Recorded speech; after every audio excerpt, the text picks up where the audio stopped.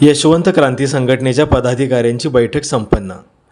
आज circuit house येथे Bharat Ratna doctor Babasaheb Ambedkar यांच्या जयंतीचे औचित्य साधून यशवंत क्रांती संघटनेच्या पदाधिकारी व कार्यकर्त्यांची बैठक पार पडली। ही बैठक डॉक्टर बाबासाहेब आंबेडकर यांच्या प्रतिमेला पुष्पहार अर्पण करून सुरू करण्यात आली। यावेळी यशवंत क्रांती संघटनेचे संस्थापक अध्यक्ष संजय वाघमोडे यांनी प्रमुख मार्गदर्शन केले।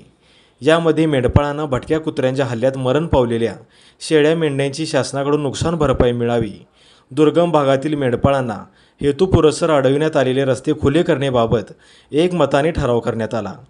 तसेच संघटनेची सभासद नोंदणी, विमा संरक्षण व संघटनेच्या पुढील वाटचालीविषयी चर्चा करण्यात आली। त्याचबरोबर संघटनेच्या स्टिकर लोगोचेही वाटप करण्यात आले। यावेळी हेमंत बोडके, सुनील शेळके, बाबासो माने, दादासाहेब गावडे, सुभाष वर्गे, अरुण फोंडे, धुळू फोंडे उपस्थित होते। टीव्ही नेक्स्ट मराठीसाठी प्रदीप जाधव।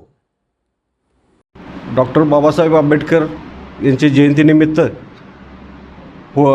पुतळ्याला अभिवादन करून यशवंत क्रांती संघटनेच्या आमच्या कार्यकर्त्यांनी, पदाधिकारी आणि यशवंत क्रांती संघटनेचे संस्थापक अध्यक्ष संजय वाघमोडे साहेब यांच्या हस्ते त्यांना पुष्पहार अर्पण केले।